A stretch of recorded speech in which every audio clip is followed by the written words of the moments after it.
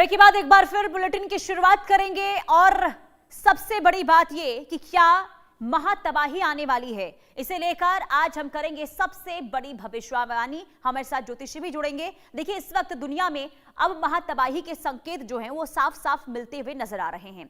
दरअसल middle east में पिछले 3 महीनों से जारी जंग शांत होने की बजाय अब महायुद्ध में बदलने वाली है, क्योंकि शांति की बात ना तो अमेरिका मान रहा है और ना ईरान भी एटमी कार्यक्रमों को जारी रखने पर पीछे हट रहा है, यानी कि वो अब तक इस पर अड़ा हुआ है। अब ट्रंप ने यह साफ बोल दिया है कि हमें ईरान की शर्तें स्वीकार नहीं है। वहीं ईरान भी ऐसी ही हुंकार भर रहा है। लेकिन सवाल यही है कि अमेरिका और इजराइल फिर दोबारा से बड़े ऑपरेशन में जुट गए हैं और इस बार अमेरिका ने ईरान पर हमला बोला तो रूस और चीन भी ईरान के समर्थन में जंगी मैदान में आ सकते हैं। अगर ऐसा हुआ तो दुनिया को महातबाही से कोई नहीं बचा सकता। इसी मुद्दे पर हम खास मेहमानों के साथ चर्चा करेंगे, जानेंगे कि महातबाही को लेकर क्या संकेत इस वक्त मिलते हुए मिडिल ईस्ट से सामने आ रहे हैं, यानी कि ग्रहों की गणना इस वक्त क्या बता रही है। हमारे साथ शिवांगी निर्भय ज्योतिषी जुड़ चुकी हैं। बहुत स्वागत है आपका इंडिया न्यूज पर शिवांगी जी। हम लगातार तकरीबन काफी महीने हो गए, 28 फरवरी से लगातार इस बात की चर्चा कर रहे हैं कि आखिर कब इस जंग पर रोक लगेगी, आखिर युद्ध कैसे खत्म होगा। अब लगातार इस बात पर भी निगाहें कि क्या किसी भी तरीके से ऐसी संभावना या फिर ग्रह क्या बता रहे हैं इस महातबाही को लेकर, क्या वाकई में महातबाही के दौर से दुनिया गुजरने वाली है। बिल्कुल, इंडिया न्यूज के इस मंच को सभी दर्शकों को और आपको राधे राधे प्रणाम। स्थितियां तो बहुत भयावह होने वाली हैं, आपके मन से मैं बार बार बताते आ रही हूँ, क्योंकि अभी जो ट्रांजिट चल रहे हैं ग्रह के वो भी अच्छे नहीं है। सूर्य का मीन से सूर्य जो है अभी अपने ही नक्षत्र में है, और यहाँ मंगल की अगर मैं बात करूं तो मंगल जो है मीन से निकलकर मेष में प्रवेश कर चुके हैं। मंगल कृतिका नक्षत्र में थे और मंगल अब भरणी नक्षत्र में प्रवेश कर रहे हैं। तो अगर नक्षत्रों की स्थितियों को मैं जो स्टडी कर पाई हूँ तो उस आधार पर ये कहूंगी स्थितियां बहुत भयावह होने वाली है। राहु शतभिषा नक्षत्र में है, वहीं केतु मघा नक्षत्र में है, और जो भरणी नक्षत्र होता है उसके देवता होते हैं यम। तो अगर हम इन सब चीजों को डीप स्टडी करेंगे तो ये पाएंगे कि स्थितियां और भयावह होने जा रही हैं। यहीं शनि जो हैं वो रेवती नक्षत्र में जा रहे हैं उत्तरा भाद्रपद से निकलकर, और शनिवार जो है वो इस बार अधिक मास में 5 पड़ने वाले हैं। तो इस तरह के जब संयोग होते हैं कि 5 रविवार हो 5 शनिवार हो, तो ये भी अपने आप में एक दुर्लभ संयोग होते हैं, क्योंकि देश दुनिया के लिए सही नहीं होते हैं। देश दुनिया के लिए अगर मैं बात करूं युद्ध की, तो युद्ध की स्थितियां तो अभी बनी हुई हैं, और वैसी ही स्थितियां आपके मंच से बार बार बताया है कि वैसी स्थितियां पहले भी कई बार बनी हैं। तो ग्रह नक्षत्रों के आधार पर यह कहना बिल्कुल भी अतिशयोक्ति नहीं है कि स्थितियां और बद से बदतर होंगी। वहीं ट्रंप जी की अगर बात की जाए तो ट्रंप जी की कुंडली में तो बुध हो या राहु हो वो पीड़ित है, और वैसा ही वो करते जा रहे हैं। कभी कुछ बयानबाजी कर रहे हैं, कभी कुछ बयानबाजी कर रहे हैं, अपनी ही बातों से पलट रहे हैं। तो उनकी बातों पर यकीन रखना तो बिल्कुल भी ठीक नहीं है। वहीं ईरान की कुंडली भी बहुत सशक्त है, तो ऐसा मानना कि ईरान झुक जाएगा या ईरान युद्ध से हार मान जाएगा, पीछे हट जाएगा, बैक स्टेप ले लेगा, ये ऐसा मानना बिल्कुल भी सही नहीं है। अगर बात हम विश्व युद्ध की भी करें, क्योंकि अभी युद्ध ये चल रहा है, ईरान इजराइल और अमेरिका का चल रहा है, लेकिन इसमें प्रत्यक्ष रूप से भी कई सारे देश सम्मिलित होंगे आगे जाकर।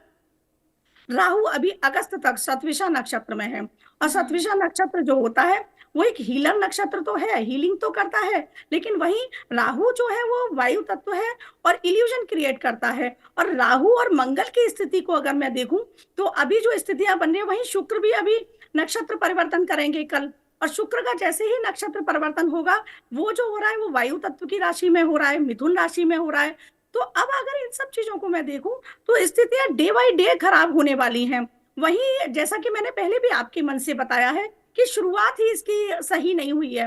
पंचक में शुरुआत हुई है, स्ट्राइक हुई थी वो चोर पंचक, राज पंचक में फरवरी में जब युद्ध स्टार्ट हुआ था, सीज फायर हुआ वो भी पंचक योग में ही हुआ था। तो ये मुदगर पंचक योग था वो तो, और मुदगर योग में ही शपथ ली थी जो अमेरिका के राष्ट्रपति जी हैं। तो हम्म। ये सारी चीजें ना इस तरफ इशारा दे रही हैं, और वर्तमान स्थितियां जो हैं ग्रह नक्षत्रों के आधार पर बहुत ज्यादा भयावह होने वाली हैं, और ये पीक पर जाने वाली हैं मई में। अब 13 मई से, जो आज है 13 मई से, तो कालसर्प योग का भी निर्माण हो चुका है इन दोनों देशों की कुंडलियों में, जो कि ठीक नहीं है। कालसर्प योग ऐसे इंडिविजुअली अगर देखूं तो खराब भी नहीं होता है, लेकिन अभी इन दोनों देशों की जो कुंडलियों में बना है वो सही बिल्कुल इशारा नहीं दे रहा है। और खप्पर योग का आगे निर्माण हो रहा है, सूर्य ग्रहण चंद्र ग्रहण का, जैसे मैं बता रही हूँ, तो आगे आने वाले टाइम में भी वो 15 दिन के अंतराल पर ही हैं।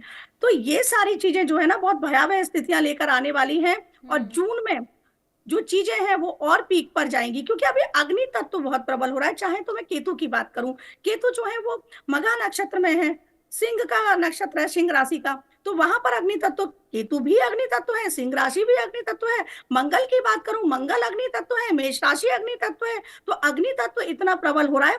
वहीं राहु की स्थिति को देखूं तो वायु तत्व प्रबल हो रहा है, वहीं शुक्र की स्थिति को देखूं तो वायु तत्व में वो जा रहा है। मिथुन राशि वैसे भी ड्यूअल वाली राशि है, आपको पता ही नहीं चलेगा कि कल क्या होने वाला है, तो ऐसी स्थितियां बन रही हैं। तो इन सब ग्रह नक्षत्रों के आधार पर मैं बिल्कुल भी ये कहना अतिशयोक्ति नहीं समझूंगी कि डे बाय डे स्थितियां परिस्थितियां बदलेंगी, और हम लोगों को मेंटली प्रिपेयर होना है। ये मैं आपके मन से दिसंबर से कहती आ रही हूँ, आने वाला समय बिल्कुल भी ठीक नहीं होगा, धर्म के मार्ग पर चलना है, और अपनी मानसिक स्थिति को बहुत मजबूत रखना है, क्योंकि कोविड जैसी स्थितियां भी बनेगी। चाहे महामारी की बात हो तो वो भी आपके मन से बताया आ ही चुकी है और आगे भयावह रूप लेगी, लेकिन युद्ध और महामारी दोनों अगर साथ मिल जाएंगी तो फाइनेंशियल क्राइसिस होंगे, आपके मन से बताया है, कई जगह बताया है। तो वो स्थितियां वैसी बन रही हैं, डे बाई डे चीजें वैसी हो रही हैं।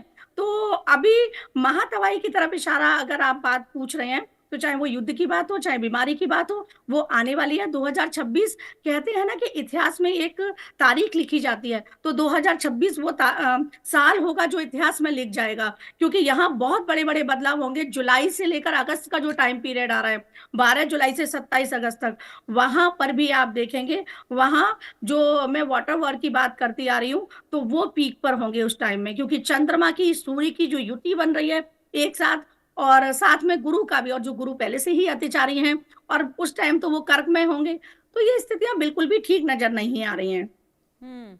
ठीक है, स्थिति देखिए ठीक नहीं है अब जो आप बता रही, जो आपकी भविष्यवाणी है। लेकिन शिवांगी जी जरा ये भी बताइए, क्योंकि देखिए अब इस वक्त अगर हम भारत की बात करते तो यहाँ पर प्रधानमंत्री की अपील हो, इसके बाद हमने देखा महंगाई अब बढ़ती हुई नजर आ रही है, और कई लोग अब इस बात को लेकर डर रहे हैं कि क्या बहुत ज्यादा स्थिति खराब हो रही है, जिसके संकेत दिए जा रहे हैं। भारत को लेकर क्या योग, क्या भविष्यवाणी है, भारत के लिए ग्रह क्या बता रहे, क्या वाकई में स्थिति भारत के अंदर बहुत ज्यादा टेंशन वाली हो सकती है? बिल्कुल, देखिए भारत की ग्रह दशाओं की बात करूं तो भारत की महादशा बहुत सशक्त चल रही है। भारत के लिए डरने की बात नहीं है, लेकिन जब विश्व में कोई स्थितियां बिगड़ेंगी तो प्रभाव तो भारत पर भी आएगा, प्रत्यक्ष रूप से आए या परोक्ष रूप से आए, तो मानसिक रूप से तैयार रहने की जरूरत तो भारत को भी पड़ेगी। लेकिन भारत की इंडिविजुअल अगर बात करूं तो भारत की स्थितियां बहुत अच्छी हैं। अगर मैं ईरान, इजराइल और साथ में अमेरिका और भारत, अगर इन 4 देशों के चार्ट को ही रखकर देखूं तो भारत की स्थितियां इतनी प्रबल हैं। आपके मन से बार बार बता रही हूँ कि भारत विश्व गुरु बनेगा, आगे जाके ये सारी चीजें होने वाली हैं, भारत महाशक्ति बनेगा। तो वो चीजें आप देखेंगे, जैसे ही ट्रंप की कुर्सी जाएगी बहुत बड़ा परिवर्तन आने वाला है। तो भारत तो सशक्तिकरण में बहुत आगे जाने वाला है, विश्व गुरु बनने वाला है। लेकिन अगर बात करूं कि प्रभावित होगा या नहीं, तो अगर विश्व युद्ध छिड़ा तो भारत भी कहीं ना कहीं परोक्ष रूप से तो प्रभावित होगा ही, और प्रत्यक्ष रूप से भारत इसमें बहुत बड़ा रोल प्ले करेगा, लेकिन उसमें अभी समय है पुनीता जी।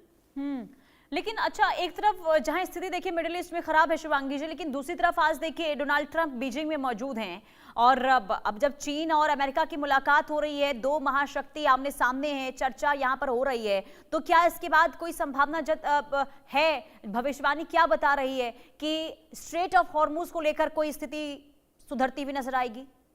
बिल्कुल नहीं सुधरेगी। अगर आज ट्रंप जी ये बोलेंगे कि स्थितियां हम सुधार रहे हैं या समझौता कर रहे हैं, तो आप कल ही देख लेंगे, कल ही भरणी नक्षत्र में प्रवेश करेंगे मंगल, और कल ही आप परिवर्तन देख लेंगे, ये मैं आपको बता रही हूँ।